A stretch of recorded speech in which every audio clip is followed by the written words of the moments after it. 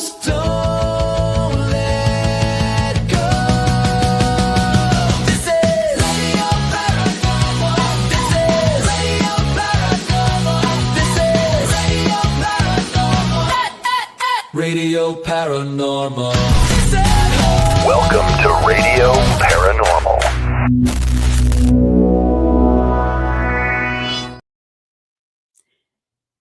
Hello. Oh no, the poop fell off my hat. Yeah, you had poop on your Now, hat. I have pink poop on my hat. You know why? Why? Because shit, I don't know. Gummies, who knows? Oh, I gotta get my.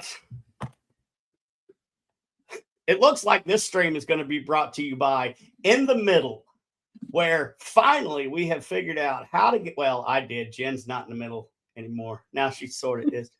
So, but our guests are going to be the invisible couple on the other side because, you know, it is what it is. Welcome to live TV,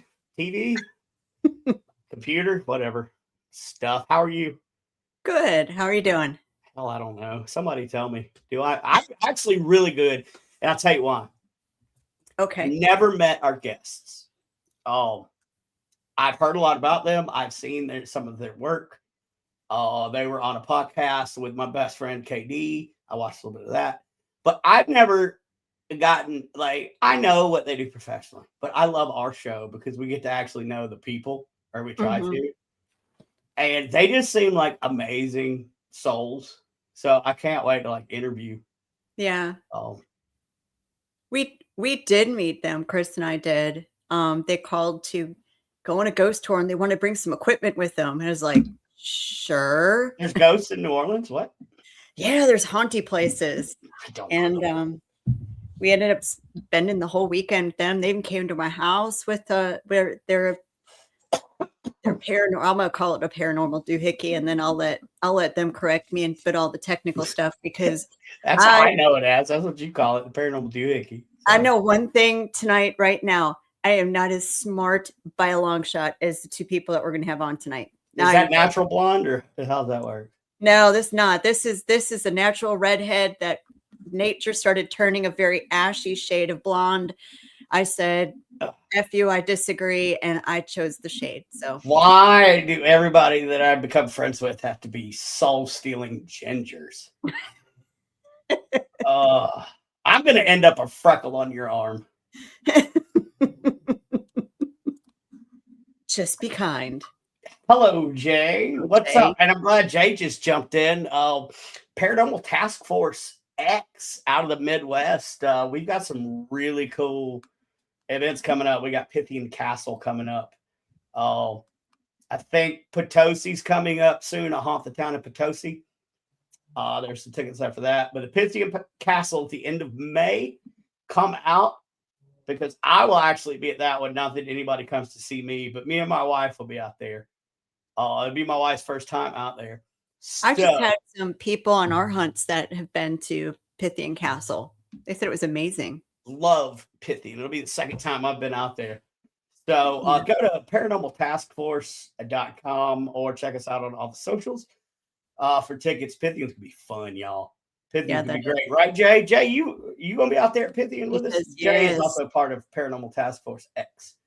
So I had to pay my bills real quick. And if you want to go on a ghost hunt in New Orleans and you can't make it to our Paracon, which we're going to talk about later with our guests, go to NewOrleansParanormalSociety.com. We have nightly public ghost hunts in the French Quarter, exclusive access to haunty locations. All skill levels welcome. If you've never done one, we'll teach you.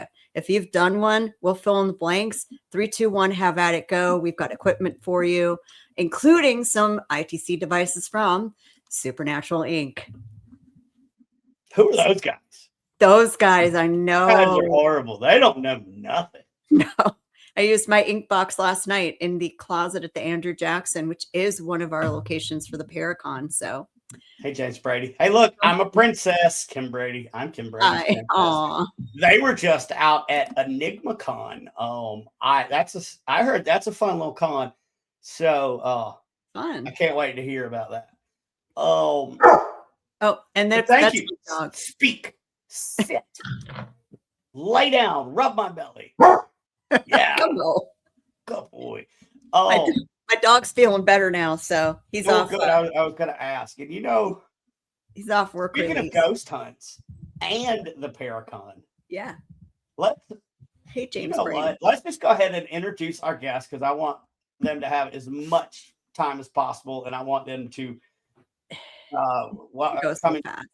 That is Radio Paranormal. So let's bring on Ron and Lourdes. There they are. Hi. Hello.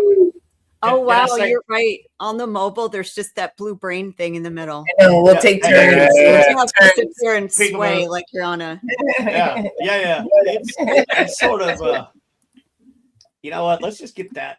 I'm gonna take that down. That way we can just see us. I don't know what you guys see. Welcome to the show. Thank you guys so much. Like I was saying in the intro, I've never met you guys in person or on a podcast, so I'm pretty excited to get to pick the brain. But also, you guys are going to be at the New Orleans Paracon this year. We're very excited. Yep. Yeah. Yep. Yeah. We The are very too. first one. Yeah. It's going to be a lot of fun. The It's- first one is going to be the best. The first of many. Yes. Let's I hope think so. Chris is scouting out locations for next year already. So Yeah. I've already heard a couple of exciting behind the scenes details for next Yeah. year, maybe. And oh my gosh, hey, they're gonna do it and they're gonna do it right. So what are you guys gonna teach down at the con? Because it's all about learning. It is. I think part of what we try to teach is learning. We try to provoke thought with what it is we do in the field and what we do when we do talks, our lectures. Never pontificating, never we've got it figured out. Listen to us. If you're not on this page, you're wrong. That's never where we're coming from. right. But we try to provoke thought because we've had our apple cart positively upset and turned over and reframed how we look at a lot of this stuff now. So when we share what it is we think or where our beliefs in this stuff come from, in that we try to, I think repeatedly, make reference to the fact that this is meant to provoke thought because you may find yourself in complete agreement with it. You may partially agree with it. You may not agree with any of it. But in order to agree in totality or partially or to completely disagree with our position, you have to think. And you have to think that's what I also feel, or that's pretty much where I'm at, or I don't think that's true at all. And so if we make one of those three things happen, then we've done our job. Then we've made people think for themselves critically and look at what it is that, you know, that make sense to them. I think you add the science at such a different level to this paranormal world that so many outside of it think is supernatural phenomenon when it's not. Yeah, no, I appreciate that. I think it's fun. So I think we come from our background, technical idealism. That's a metaphysical position. And I'll explain the difference between that. What we bring that has a sciencey element to it is a respect for the science. Like we don't necessarily explain things or try to frame things using scientific frameworks, but we respect and acknowledge what it is science tells us. And I think that's where we found that the metaphysical position becomes important, because if one does not know metaphysically where they stand, then they will literally have like a lineal hypothesis or theory. They'll explain things invoking parts of different metaphysical backgrounds or beliefs. And then you've got a contradictory explanation for a phenomenon or an experience. So, which I'm sure probably happened for you, but that's where I think people end up contradicting themselves. So just to clarify, because I think, at least from what we've seen in the paranormal field, it seems like metaphysics or metaphysical gets, hey, Jeff, I think it gets conflated with sage and crystals and candles and what else? Like all those things that have a practical application. Metaphysics literally means that which stands behind the physics. Right. So the science that people try to employ is science tells us what nature and reality does, what to expect or not expect from it. It asks questions of nature, and then responses come in the form of outcomes. And then from there, we will spin our narratives and our myth making, and our beliefs will color where we perceptually run with that, with what the data says. But the data itself should be metaphysically neutral or agnostic. Science should be metaphysically neutral. Right. So that's the difference. Yeah, we explain what we believe to be being with philosophy and make sure that philosophy doesn't conflict with the sciences. Right. We don't explain it with the sciences. We make sure that it doesn't conflict Right. with the science. Metaphysical philosophy is an attempt to determine what the nature of reality or what reality beingness might be. Like, we're not going to know that. We're monkeys on a rock with higher cognitive function for 50,000 years. We're not going to figure out everything that has to do with everything in the cosmos. But we try to come up with something that makes the most sense. It starts with experience, because that's how we know everything. Right? And a foundation for, at least under idealism, the foundation is that reality is fundamentally mental or consciousness, subjectivity. And that also makes sense to us because that is the only thing that is pre-theoretical. Everything else anybody thinks about the paranormal or how science works or anything else is a hypothesis or a theory. The only thing that we don't theorize that is pre-theoretical is consciousness, because that is through which the way we know everything is the fact that we're conscious, and through our consciousness and our subjectivity is how we experience. So experience comes first. Mm-hmm. That's why that makes sense to us. But there's different metaphysical belief systems. And so one scientist can look at a result, and then if they're a physicalist or a materialist, and they're going to spin it or look at it through that lens. And if the person's like an idealist like us, then they're going to look at the same stuff through a different lens. So the data remains objectively neutral, right? But where we see it, that's what's spun by our metaphysical position. And if we don't know what it is, we'll either contradict or we'll have unexamined biases. When somebody says anything that we call paranormal is impossible, that is always, per force, always a determination that is made by the fact that it doesn't fit into an existing belief system. Right. Right. Okay. So that's what we will be talking about when we're in New Orleans. Right. Spirit communication, and then the metaphysics or metaphysical philosophy, because it really does help you whittle down. That is one of the things that science offers to what we do, is it helps you take some of the ridiculousness, some of the things that's not coherent off the table. And then you could start looking at other things. But then if your other explanations contradict what science tells us, that's when we need to stop and go, well, hold on. This is perhaps flawed, because I'm invoking this element of science or this explanation, and now the next part. That's where I think we come up with ways to fill gaps and explanations in the paranormal, but we don't think of those things by extension, right? Mm-hmm. If I assume a certain thing to be true, then by extension there are other elements in other parts of either that theory or other things I say, where to be consistent, I also have to run with whatever that premise or that assumption was. You have to accept it. Right. It has to be an accepted part of the belief. But a lot of times we abandon those when it comes to explaining something else. And then we're all over the place. And that's where the people who are cynical or skeptical go, that's all a bunch of bullshit. It's not true. Because we contradict ourselves. We give ourselves the gun, we load it, and we point it at ourselves. And then they go, it's not true. And we finish the job. So it's just taking the extra. You're right. You're 100% right. Right. I'm falling out my chair here. Well, don't fall out of it. I mean, that was I understand that was a lot. That was very scientific, but don't pass out, Jim. It'll be okay.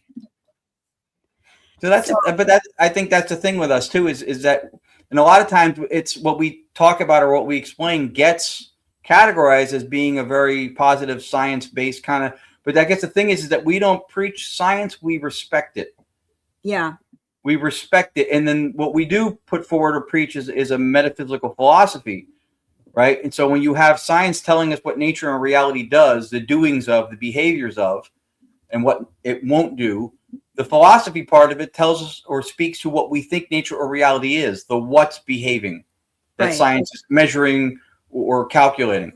So, and that's where, to have consistency, we need to be respectful of what the science says. Right. So you're also, so you're going to have a class twice a day. You guys are going to have your booth. People are going to be meet and greets. You've written some books too, right, Ron? I caught you. Let the guest have a I'm sip like, of whiskey. Listen, or you whatever. can take the girl out of the restaurant, but you can never take the waitress out of the girl. Like, we ask you how you doing right as you're taking that sip of your drink. It's what I do. Yeah, no worries. No worries. Yeah, I appreciate you bringing that up. I have 5 books that are on Amazon. And I'm pretty happy with them in as much as I think that they chronicle my journey in learning and experience in this field. Like, there are some things that I held as truths or things that I believed in from book 1 that may also still appear in 3, 4, 2, but there may be some things that I reworked or I revisited and I changed, and I think that's good. I've been exposed to more people, different educational and academic factors in the last year and a half or so. I've been part of an ambassadorship under Dr. Bernardo Castro, who holds 2 PhDs, computer science engineering, as well as philosophy. He worked at CERN. He created a company and sold it to Intel. So when I listen to him talk, I sit there going, like, did I even graduate? Like, what? Right. So I'm exposed to an element and an academic level that is higher than my pay grade. And then I do everything I can do to endeavor to be closer to that. So I hope that the journey through the books also shows that. Like, I have a certain framework of what I think here, and then some of it I may be consistent with, but some stuff may have changed. I may have learned different things. The philosophy stuff alone in the last couple of years has really, like I said, just turned our whole world upside down with how we interpret and look at a lot of this stuff. So, and I think it's important too, because I think, like I said before, that the field is invoking science now a lot for the purposes of credibility and value. Yeah. And it's not bad, but then we have to know when we do that, what we're saying, not just within that framework, but also by extension, and not contradict it. And there's a lot of things that are commonly explained, like stone tape theory, psychometry, even residual hauntings, where I've been pegged as a skeptic a few times because of this, because of the philosophy element that's very new in the field, but I'm not. I believe those experiences happen. I mean, if somebody's lying and making something up, then that's on them. But giving somebody the value and credibility out of the gate, I don't deny the experience. But as present, the current explanations that float out there for stone tape, psychometry, and even residual fall apart before you get to the last part of it. They fall apart. There's an incoherency in that. So I put forth through this metaphysics a different explanation that doesn't deny the experience. Because I think when I've seen mediums perform what they call psychometry. I've seen also what people would attribute to stone tape, and I don't deny the experience, but I think that the explanations are where they run into the lean on science and then violate science at the same time kind of thing. That was something I'll tell you. When we first met you guys, that was my beginning of my journey of figuring out what abilities I may or may not have. I didn't know. And going to mediumship classes, it was one of the most intimidating things I've ever done, because I was so embarrassed to be wrong. Right. And one of the things we did the first day I was there is everyone had brought an object. We had to hide it from each other.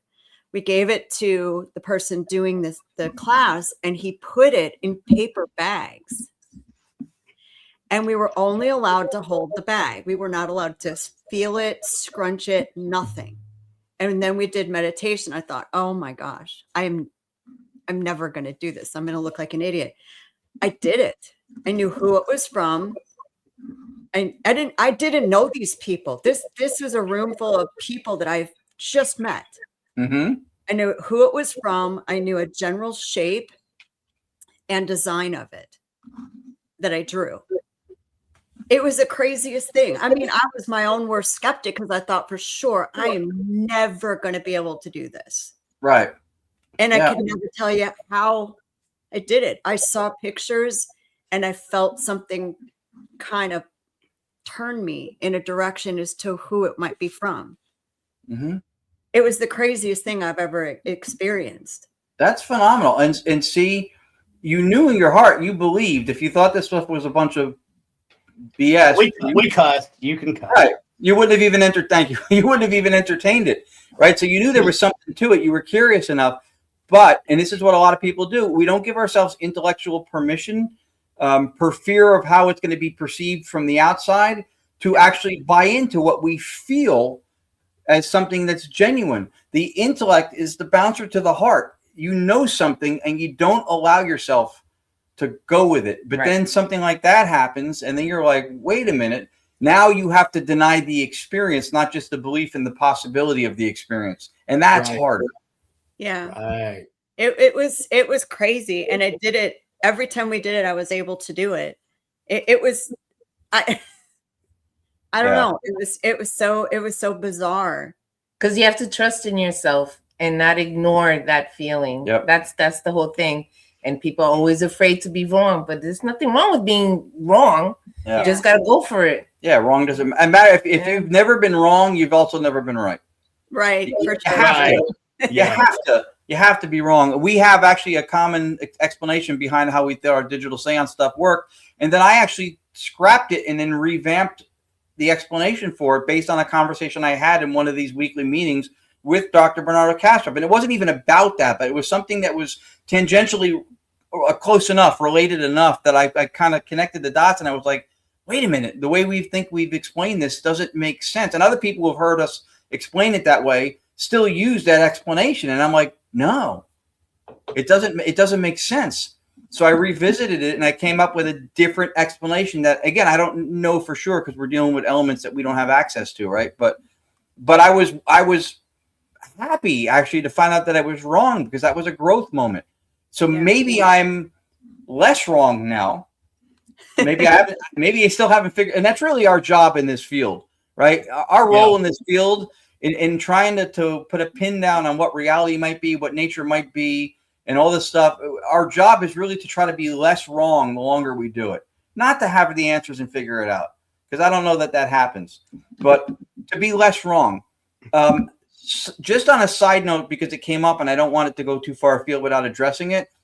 We did meet Chris and Jennifer when we were down in New Orleans a few years ago. We went down and we reached out to them just to see if there was a local team that maybe had some stuff going on that we could do. And why what I'm about to say is important is because these are the same two people who are hosting an entire Paracon that they're inviting people from all over to come to. And so what I'm telling you is that they're fantastic hosts. And they treated people like us that they didn't know. They brought us, like she said, they brought us to their home. We went out to eat with them. They took us out to eat. We spent time investigating. They brought us to a few different locations.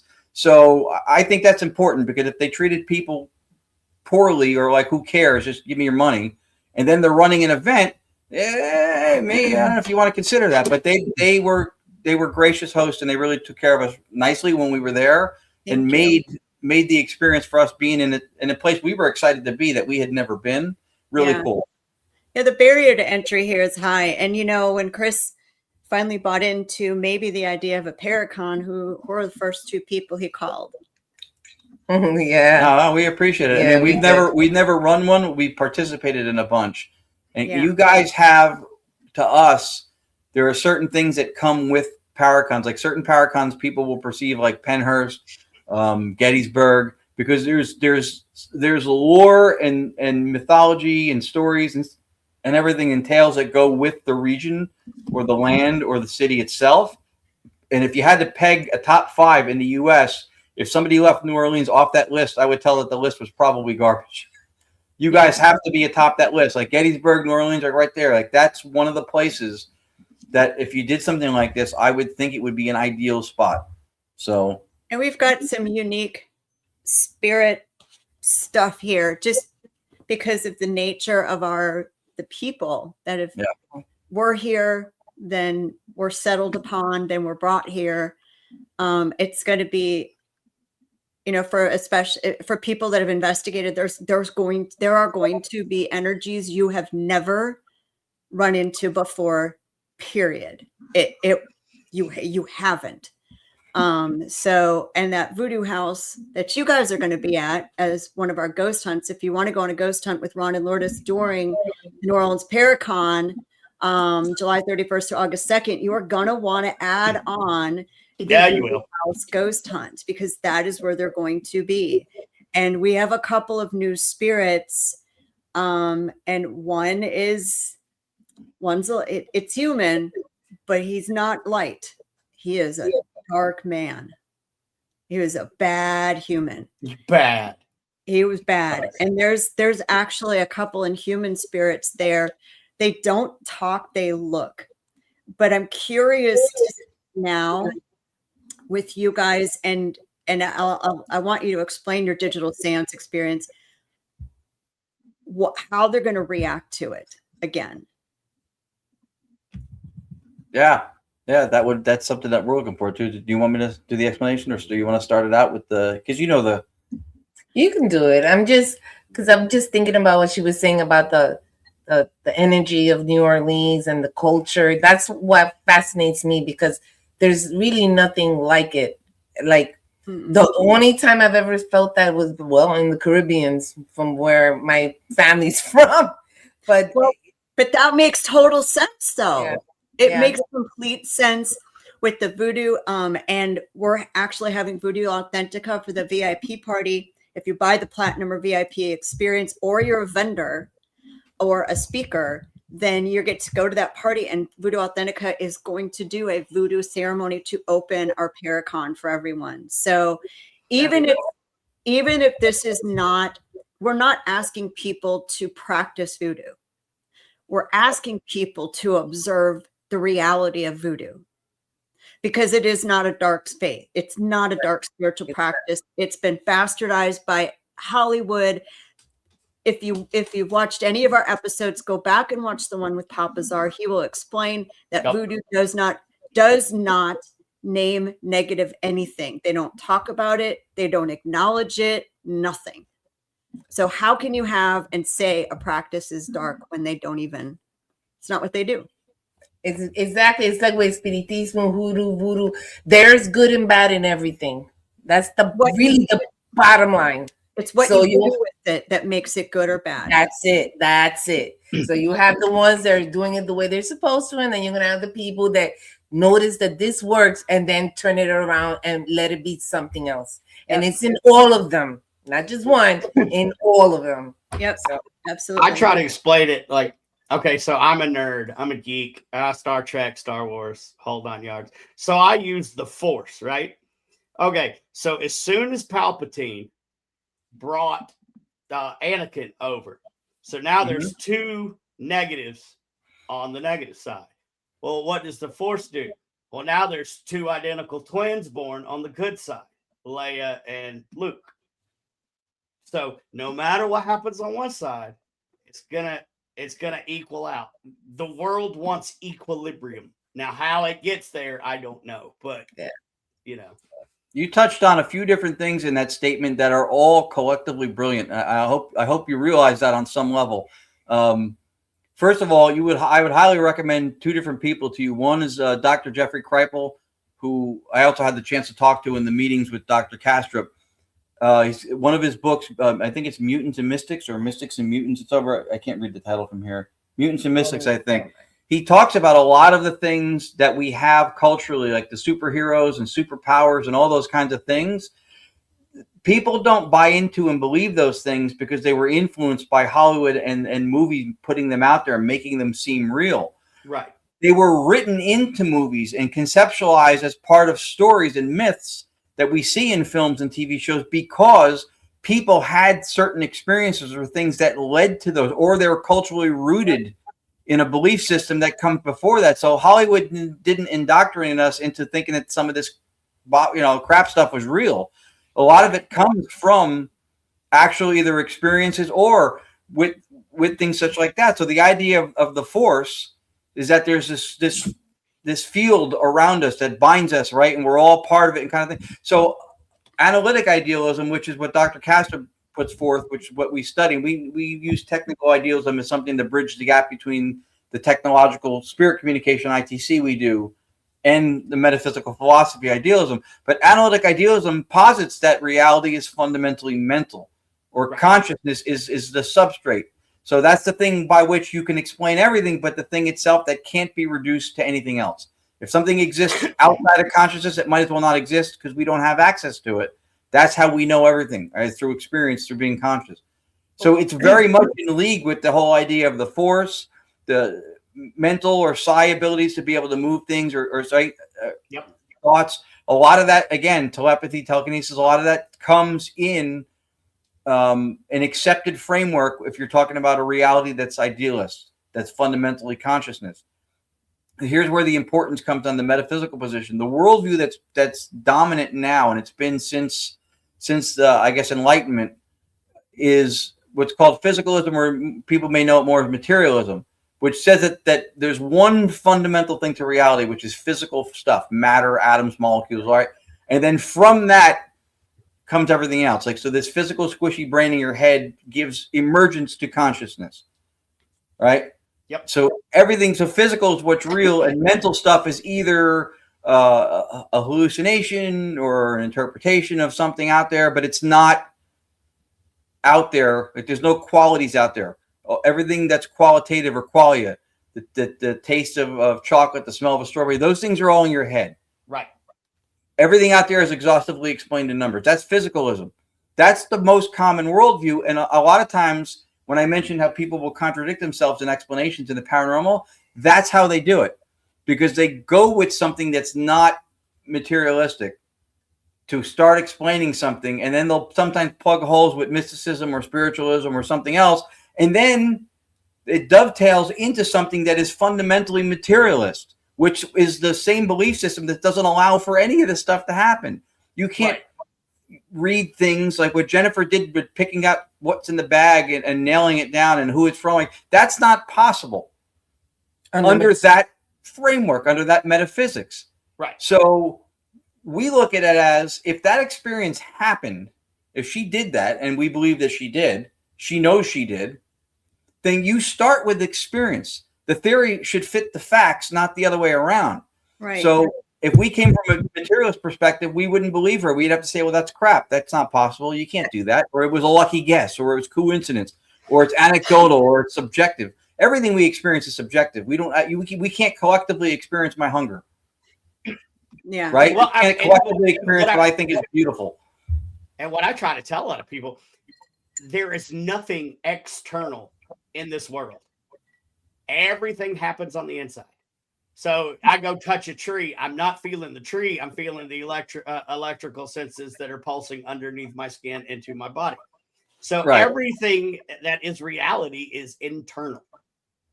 The experience is, yeah. So under idealism, we don't deny that there's a world out there, but we think that world is fundamentally mental also, right? Okay. So there is a world out there, and you are interacting with what's out there, but what you see, touch, smell, taste, etc., is a representation of what's out there. It's not the thing in and of itself. But we've been inculcated to think, again, under a materialist idea, that everything we see and experience is the world out there in its totality, exactly the way it is. Right. Which for us feels a little naive, but it also denies experience in a lot of instances. So you're interacting with an outside world, but what it is it's a representation of it. Somehow along the way, and we get taught this in school, we have substituted the map and we put it before the territory. Right. The map is referential. It points to the territory. That's what gives it value. It's a representation of something. But we say that this world is made up of pounds, feet, yards, kilograms, right? So we're putting, it's like trying to take the state of New Orleans out of the map. You can't know. It's the territory comes first, and the description or what we perceive of it comes second. And I think a lot of perception, especially with people that are just hobbyists or whatever in this field, they don't understand. Oh, you must be open-minded in this field to figure out anything. If you're not, you go crazy. Like, for instance, you say that, I breathe in oxygen, it goes into my lungs, and, I'm breathing through my lungs. Well, what if I say, no, I'm breathing through my blood? Actually, the oxygen goes into my lungs and then in the blood, and that's how I breathe. Both are correct, but they're different versions of the exact same thing. And one is, somebody that doesn't look into it, they're less likely to believe. If I say, no, I don't breathe through my lungs, that's merely a filter. I breathe through my blood. Right. Right. So, yeah, I mean, what we look for under idealism is explanatory power, internal consistency, and coherence, right? So, because it's not, and this is another trap that we fall into in this field, it's not a binary explanation thing where if it's true, you can prove it, and if you can't prove it, then it's not true. Or if you can't disprove it, then it is true. That's not how it works. It doesn't work in a binary way like that, because we can't. I could give you a story that is completely internally consistent. It's coherent because there are things out there that I'm connecting it to that make sense. Like, I could say that the stuff that happens in the cosmos has nothing to do with gravitational lensing, gravity, dark matter, like none of that stuff. All it is that there's this big interdimensional being that's a big flying spaghetti monster. We can't see him, and he just moves things around with his noodly appendages, and that's how everything happens. Right. I can't prove it's true. You can't prove that it's not. So when we explain or lean into something, what we look at under idealism is, do we have any reason to believe it? And are we inventing theoretical steps for the purposes of fleshing out an explanation? Or are these things either veridical or empirically adequate that we can support it with something, right? Because you can look at the same data. You can find footsteps outside of your house and go, all right, so somebody tried to break in. They were looking in the window. They saw an alarm system. They saw that the light was on in the back of the house. They thought maybe someone was here, and then they left. Right. Those same two footsteps, you could go, what happened was a ship came down from the Pleiades. They landed in my neighbor's yard. They broke into his shed. They took a gardening hoe and his Crocs. They came over to my front door and then realized, you know what, we'd like some Cool Whip, but they don't have any. And then they left, and now there's a gardening hoe floating around the rings of Saturn because they threw it out on the way back in space. That whole story. And you know what? Nobody watching this show can prove that that's not true. Exactly. Oh, you didn't have some Ready Whip in your fridge. Right? But is there any reason to believe it? That's where we come from when we try to support what it is we think. There's no reason to support it. You can't prove it's true or not true. It is almost immaterial. Is there any reason to believe it? Is it grounded in anything whatsoever? And that's what we look at. Yeah. It's like, I can't prove personally that there is a frozen hiker up on Mount Everest with a red jacket on that's actually a mile marker.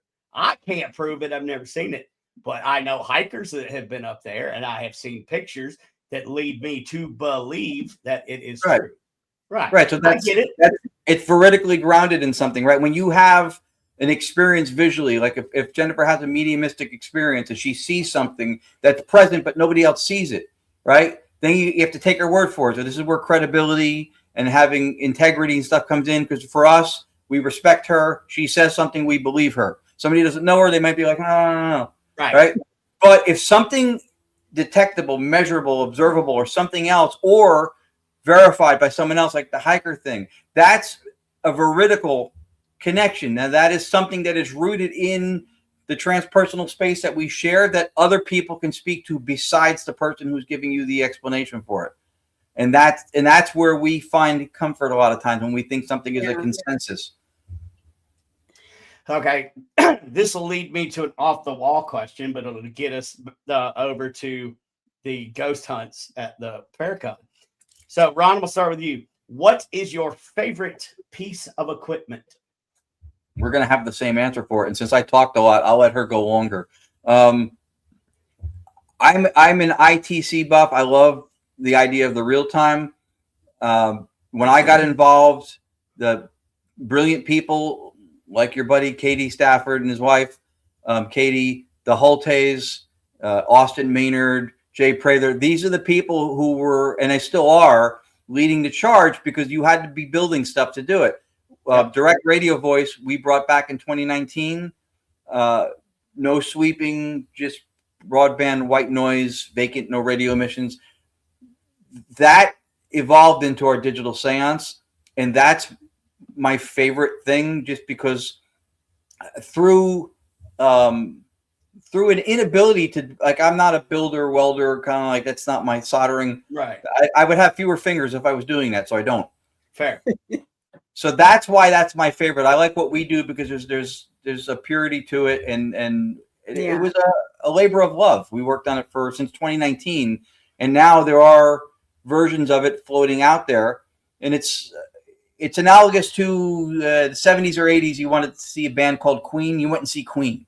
Today, you can go to a bar in almost every major city, and there's a cover band doing songs just like Queen. Right. So when we look at that as an analogy, we're not the cover band. Yeah. Right. But we knew we would have an influence for what we were doing. Yeah. Yeah, my favorite would be, well, because of what we do, but it really lies first from EVP work, right? Capturing that EVP in a recorder. And then from the spirit boxes, because I would hear it and you would hear voices in real time. So that's why what we do is my favorite, because there's no radio involved, right? So the spirit boxes fascinated me, but now we do something that is also a method, but without the radio. So that fascinates me. And it's, to me, the closest thing to a regular EVP. Like, that's just the closest thing to it, which I'm fascinated by EVPs. Yeah. Pure and simple, number one, EVPs are like the best. So what we do is, to me, the purest form of that comes closest to an EVP. So that's why I love it. And you're the direct radio voice that we saw, because we haven't seen. Oh, hang on. There's mom. Hi, Mom. Hi, Mom. Oh, All right. Mom, I was actually going to ask where Mom was, because you're behind, Mom, but she's a little late. It's okay. No, and it was fascinating because we had never seen anything like it. We were new. I'll tell you that, some of the stuff we look at back at our older ghost hunts, and we did this, and we look at the video from it, we're like, oh my God, we thought that was evidence. Oh, you bay, because you do learn. You do learn. And if you're not learning, you're behind, you're way behind. You have to learn. And that was what, can I play the clip real quick? Sure. yeah, absolutely. please and thank The you. Voodoo House was just, it was insane, because there's a background to that you guys did not know. Mm-hmm. So this is the audio with Chris's still. That's why the stuff I'm wearing is all big black. And so What'd you hear? there are no protection. Jesus Christ says something different. That's right. So let me look at the timestamp. Yeah, so you can see if you got it. That's why the stuff I'm wearing is all big black. And so there are no protection. So let me look at the timestamp. So that's just part of it. I guess I got the shorter version because there's more to that, where you said on the longer version that one of your memory cards was full. Yeah, I can see if I can find it. And it says, "Oh, great, check your equipment." Yeah. Oh wow. And so it was just interesting, because it's just white noise. What you're hearing is, and they'll explain it, filtered white noise. It blew my mind. He came to my house. I heard my grandmother's voice. Yeah. And it runs quieter now. And see, I'm super excited about that, because that's the first time I've heard y'all's direct link, or what? No, that's Jay Prather's thing. Yeah. Sorry, I get it all mixed up. We love Jay Prather. Prather. I love Jay. He's a fellow Marine, so Semper Fi, Jay, if you're watching. But that's the first time I've heard your device. That was clean. I'm That was very 2019, dude. I'm very That- curious. It runs cleaner now. It Okay, runs so- cleaner now. Yeah. Yeah, that's pretty cool. I like it. Because see, That I was used our 2019? inboxes and stuff. No. That was when you guys came here. So 2023. when was that? 2021. Okay. 21 sounds better, right? No, 23? No, we went down in May of 2023. Okay, so it was 3 years ago. I don't know. Yeah. I feel like I know it forever. I know. It does feel like it's longer. It was I know like it happened. 2019 because we were doing our ghost hunts. We didn't start till 2021. full Okay. time. Yeah, we brought back direct radio voice when nobody else was doing anything except ghost box stuff, and we did that in 2019. So we Yeah. couldn't have been down there with it. We didn't come down. So when I first dabbled in paranormal investigating when I was a young man, very young. So we used to have we only had 3 channels back then, and we had the old tube TVs where you flip the dial. Yeah. Well, the early days you would flip in between channels and pop up the white noise, and you Yeah. would use it almost like scrying back in the day. And Yep. I haven't thought of white noise, just pure white noise like that in forever. So that you're bringing back some old school tech in my mind. I like that. 100% they are. Yeah. Oh, here it is. Okay. I think he found it. I found it. Let me cue it up and then I'll screen share. Hold on. Sure. With sound. Yeah, and this good. There's the volume. Yeah, Lourdes nailed it.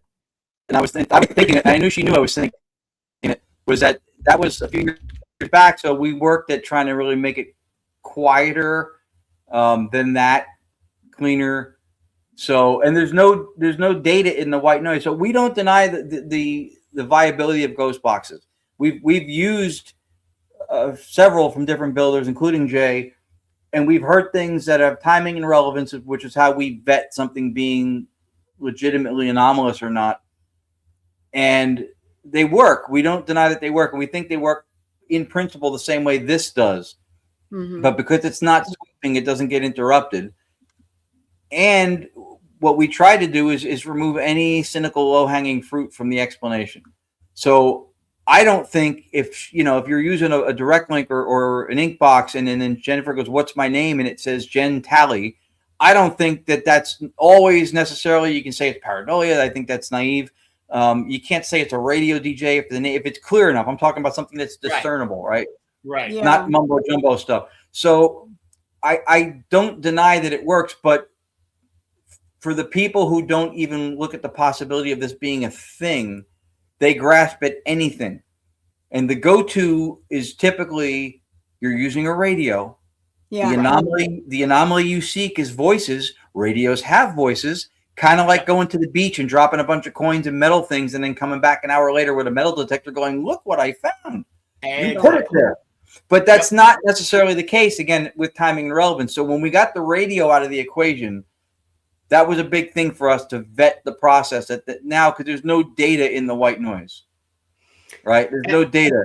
So, Right. and then it also weakens the pareidolia argument too, because when we hear other people speak, we're hearing sounds collected to form what sounds to us like words, and then we understand those words in a language that we're familiar with.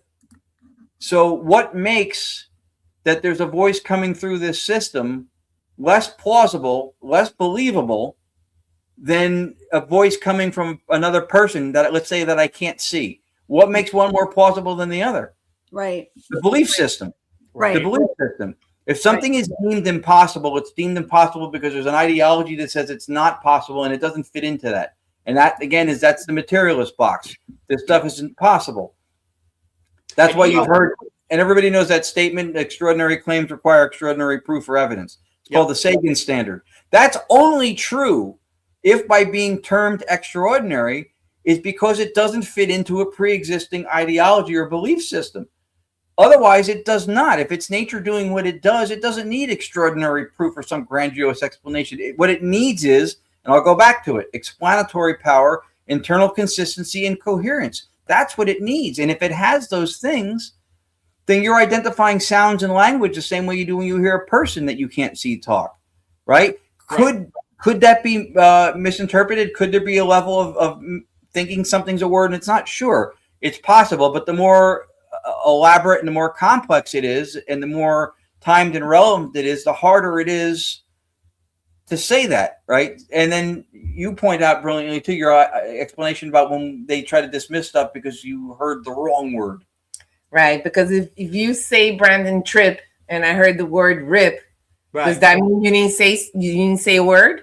Of course you did. Right. I misheard it, but you said you spoke. Yep. So well, and I think ultimately the truth is in the extrapolation of the data. Yeah. Like that's the easiest point of manipulation in my opinion, that people can say, well, I'm looking at this data and blah blah blah. So that's interesting because again, you nailed something so brilliantly, and allow me if I can to point it out. Yeah. The truth is in the interpretation, right? Yep. Spot on. Because one of the things that we see to be a red herring is this objective consensus truth, right? And things get dismissed on being subjective or anecdotal. Well, if it's anecdotal and compelling enough, you got to look at it. Right. Secondly, subjectivity is the one way we know everything that way. Even if you look at something through instrumentation, you're still using your subjectivity. You don't have a shared. You can have individual subjectivities that align with a transpersonal experience that we all have. Right? If you were in our house, you would see it the same way and describe it the same way. So there's a world out there and we can experience the same thing, but it doesn't mean that if somebody has a different interpretation, like if somebody has like color, they're colorblind, let's say, like that there wouldn't be differences in the perception based on individuality. That still stands.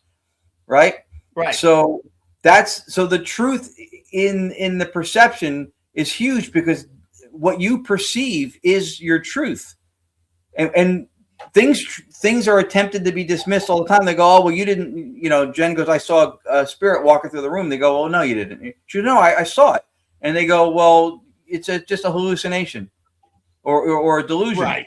But the experience of a hallucination is still an experience, and what you experience is your reality. And the biggest thing is, it's like, I know, you can say, well, no, that didn't exist, or okay, perfect example. Well, how true is it? Well, it's only as true as you are willing to do the background research on. Yeah. If you just want to take it at face value, then no, it's probably not very true to you. But nothing's going to be true unless you decide to, right.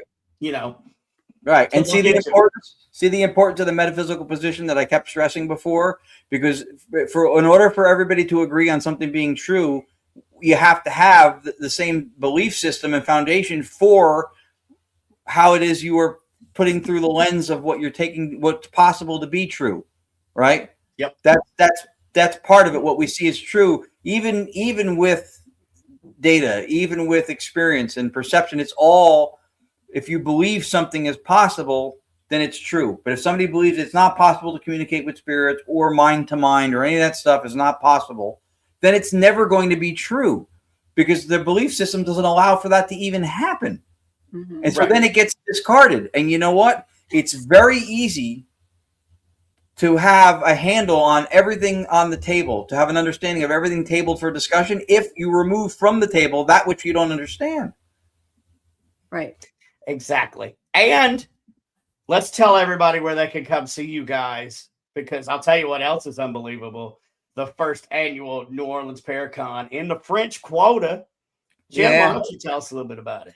Yeah. So, guys, we are doing the first annual Paranormal New Orleans Paracon French Quarter, July 31st through August 2nd at the Astor Crown Plaza in the French Quarter. That's the old one. Yeah, it's because I didn't give you a new one. Put that one up. It doesn't matter because so what? We're sold out of a package. Good thing. Good problem to have. That's because people wouldn't listen to me when I said literally this package is $300. And RIP is gone, folks. Bye. Deuces. It is. So we're going to have workshops and classes. This is educational focused, although you do have the vendor area where you can meet and greet and take pictures with your favorite paracelebs. You're not going to be a presenter here if you don't have something to teach. That's just how this one's going to work, because we see such a need for education. But if you go, I put the link in the comments, NewOrleansParacon.com. We have a platinum package that includes everything, a VIP package that includes 2 paid classes per person per day, your room, all the packages except for the weekend and day passes include your room. So look at those prices, folks. That is your room for 3 days and 2 nights at the Astor Crown Plaza. A lot of times you go to these Paracons and you got to find your own place to stay. And if you don't know where you're going to be, if you're not familiar with the area, you could end up driving 15 plus minutes or be in a not great part of town. You know, this you don't have to worry about. You can add on our ghost hunt. It's like an all-inclusive vacation, except not all-inclusive. Yeah, you pay for it. Right, yeah. You've got food all over the place. You can walk downstairs to Bourbon House. You can walk outside. If you know Crystal Burgers or White Castle Burgers, ours is Crystal Burgers, but it's called Crystal Tavern because only in New Orleans will Crystal Burgers add daiquiris. I'm just saying, it's the only way. Of course. But we're gonna have lots of really fun things to do. Please, thanks, Emil. Book your tickets. They're gonna sell fast. We're halfway sold with the Patty Negri experience, which is an add-on to all the packages. So I told y'all last week that was going to happen because I told you I was going to buy my wife one, and I bought my wife one. So y'all better get on it. There's only 5 left.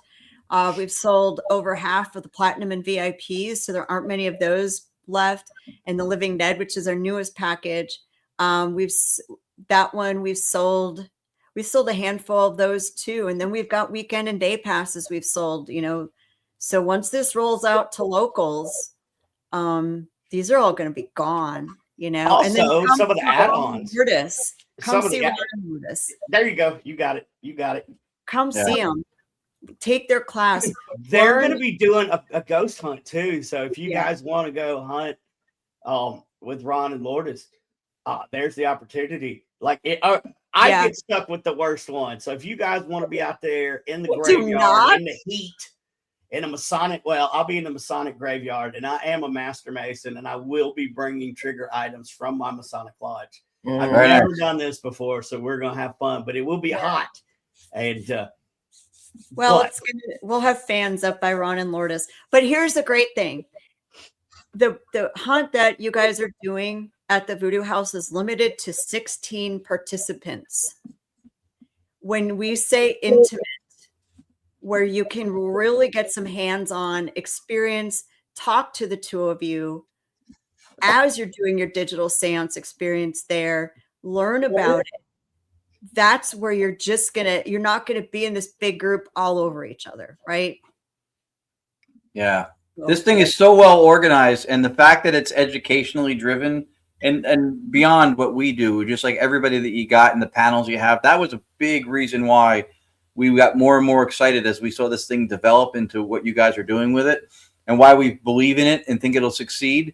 And so to not forget, because Lourdes just reminded me, I have the fuller length clip from when we were there, but if we have the time to do it, and we're totally cool if you guys can do it. After that, I can show one other clip that gives a little explanation about what we do, because what I want to show that clip in its entirety. But since the system has gotten so much quieter and cleaner, I'd like to show an example of this other clip when we were on a local news thing twice now, doing it at locations up in the Northeast, because when people see that they can come investigate with us or see with us, like hanging out with two chuckleheads from New Jersey isn't the most appealing pitch ever, but this might make it more appealing if they see exactly how the method works.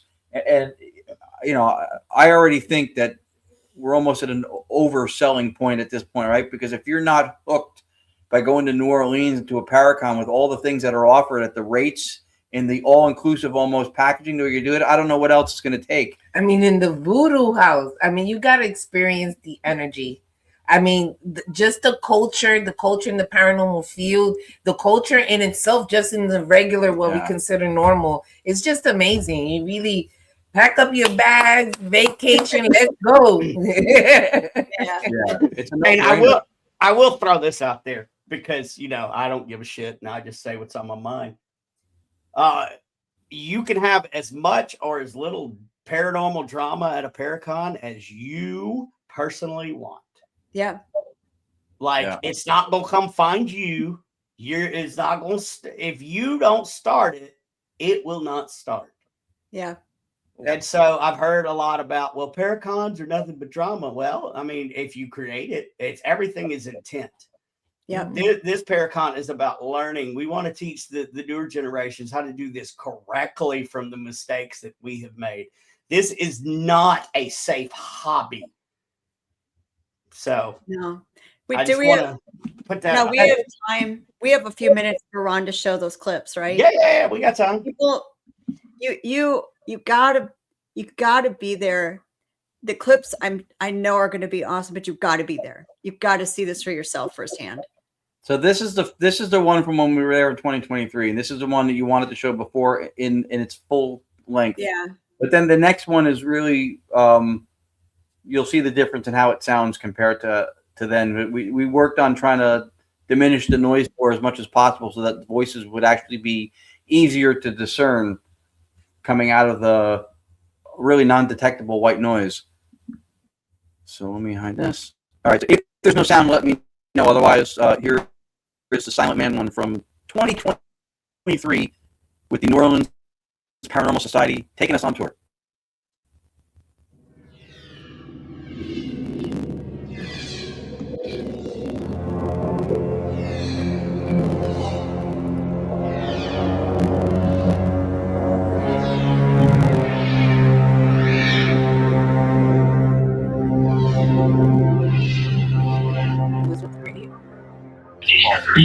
I care about energy that has the ability to influence your dream state, that has the ability to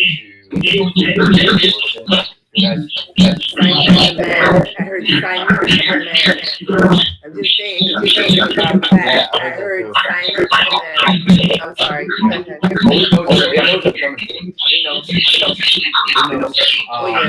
That's why this stuff I'm wearing is all big stuff. So, there's no protection.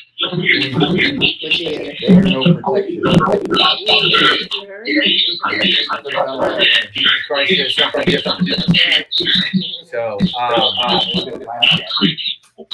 yeah, so you can see that. So yeah, That one's at 37 minutes.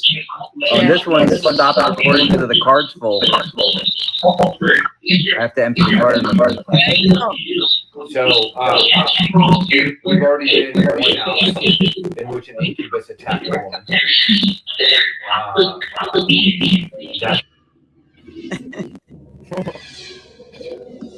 Yeah. Wow. Oh, great. Check your equipment. You got Dude, check your equipment. I got otherworldly reprimanded. Oh, great. Oh, great. Check I your know, equipment. you dumbass. Indeed, I was. At that time. The dumbass I love I it. thought I was. Do we have another So- clip that we're going to show? Yeah, this one's a couple, like 3 minutes maybe, but it's got a little explanation. It's a condensed version of the last time we did this Haunted Tri-State series in New Jersey and New York and Connecticut, whatever, that aired. It did really well on their YouTube channel, much to our surprise and delight.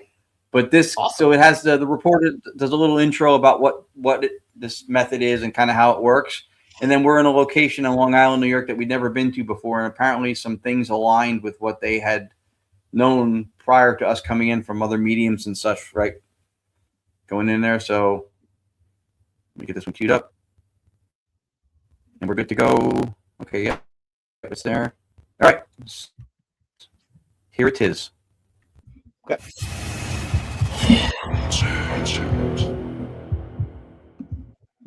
The digital seance experience scans white noise, a combination of signals similar to the hiss of an untuned radio or television. The software filters through these frequencies and picks up any voices, allowing them to communicate with the spirit world in real time. There's no word banks, there's no sound banks, there's no signal radio or otherwise.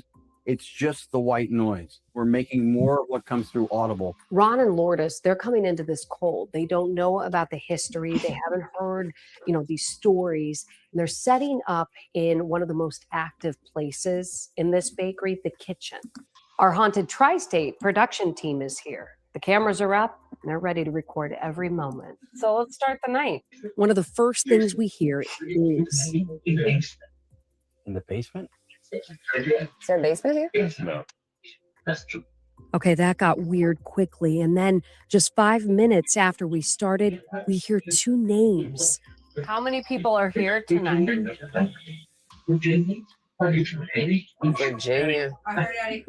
You heard it? Eddie, what's up? Wait, let's play that back. Okay, is this the Eddie that we've been hearing a lot about? Is he trying to communicate to us and letting us know that he's here tonight? Eddie, were you here when this was not a bakery? Yes. Yes. Okay, it looks like Eddie is coming through, but there was another name mentioned. Virginia. So that's interesting to us. One of the first names that we heard on Ron's software was Virginia. Gerard has never heard that name mentioned before, but could that have something to do with one of our producers named Virginia? Virginia. I definitely heard my name. And I kind of pointed to myself, wondering, did anybody else hear it? And then we played it back. And then we all heard it. And that was so disturbing. Could there be a spirit looking to connect with Virginia? But a name that they have heard before comes up right away, and that's Eddie. He seems to be dominating the paranormal's conversation. Eddie. Eddie. You heard it? Eddie, what's up? Being a trickster? Eddie, you're the guy who plays pranks around here, right? That's me. That's me. Eddie, we don't know who you are. We're new here. Why are you here, Eddie? As you can see, there has been contact made with Eddie, who Gerard believes was killed when he was a teenager near the bakery. We are also hearing other voices, including a female. Could that be Gracie or Charlotte, the girls from the Civil War era? Can you guys let Gracie say hello, please? Yes. Thank you. Where is she? Can she say hello? That sounded like a female. Excuse me, I heard. While that is happening, Gerard shows us a photo on his phone that was captured in the alley attached to the bakery. He believes the shadowy figures look like two little girls. And then before we know it, we get confirmation. Can Grace say her name? Please let Gracie say her name. Gracie! There it is. Hey! Thank you. Thank you. Never gets old, man. Never gets old. So we're now in the alleyway, and this is where they've gotten a lot of, activity and people feel things. So now we're going to listen. Somebody say Eddie loudly if you can hear us. Immediately.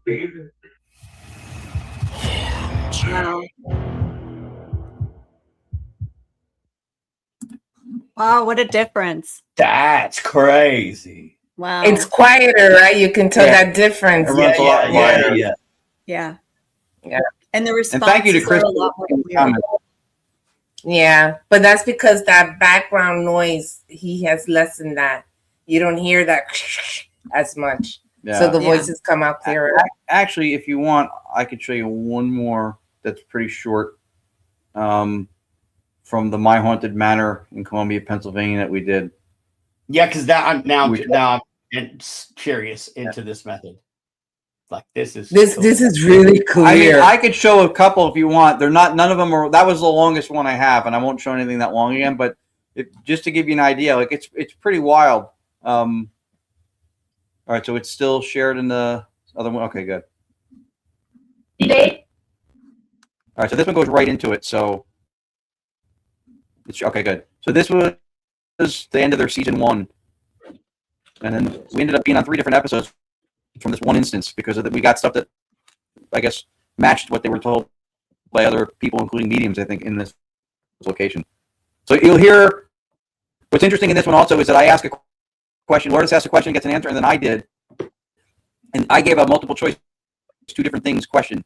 And it answered with one of the options, but it used a different word for one of those options, which to me showed contextual understanding and understanding overall of what I was asking, because they gave a different word. Except if somebody said automobile instead of car, it would still be contextually correct as an answer if the answer was car. So they did something like that. So I'll play that one. If they started digging, what would they find?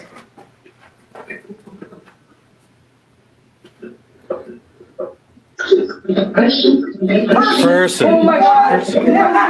Yeah. Yeah. Is it a male or a female person? Male or female? Woman. Woman. And if you guys want to see any more, you're gonna have to buy tickets. Yes. All right. That sounds good to me. Because it's too cool. And I agree here, no bloody way. Right? Yeah. So that's just white noise where there's no data, no radio involved, no word banks, just white noise being slowed down and filtered in real time. Yep. And so where can people find you guys, keep up with you guys, buy your stuff, other than Amazon? I know you can get it on Amazon, but Amazon doesn't pay their people worth a shit. They don't pay their authors. So what I say is go directly to the source and buy it directly from the person if you are able. So I give you the floor. Well, that's very kind of you, and very much appreciated. So at the moment, the easiest way, I mean, we don't sell the method right now. I mean, we have helped a few people. A gentleman named Keith Clark, who introduced us to the software initially. He gets people set up on their computers if they want to start playing around with it. And then I can offer a few suggestions, but a lot of times I get roped into a consulting thing because Keith gives them the framework. But what he gave us, Keith Clark from paranormal.com, I worked on for 3 or so years, right? So it's not going to sound like what ours sounds like out of the box. So I don't have the time, if I took people's money to do this, to support and help everybody. I will try with some people if I can, but so his information, if anybody wants it, I can get them to Keith. He can certainly get you started out if somebody wants to go down this rabbit hole and try doing it. For the books, I'll have them for sale at the event. And I highly encourage you to come to the New Orleans Paracon for more than just my books or even seeing us. This is going to be a remarkably cool event. So I will have them there. Otherwise, easiest way to get the books would be Amazon, and the link to the Amazon page for the books or to our event schedule, testimonials. We have a lot of very personal, meaningful moments people have had connecting with loved ones, supposedly from our digital seance events. All that is on our website, links to it. I have a metaphysical philosophy Substack I started doing now to write, put some stuff out and share it. So it's gonyacparanormal.com, which is GONYAC. Well played. Paranormal. Comes from Gonzalez Yacobetti. Gonyac. She came up with it. It was an email name. I thought it was cute because it's Gonzalez. I've gone yak. You know, see, so I thought it was cute. Right. But people have asked, well, why isn't it your name first? Why isn't it Yak Gone? I said, because that sounds like a bug repellent. You don't want that. And nobody wants that. Or what happens after a long night at the pub. Yeah, that's right. Yeah, see? Even better. Even better. And I've enjoyed it. And what I always like to say, especially when I'm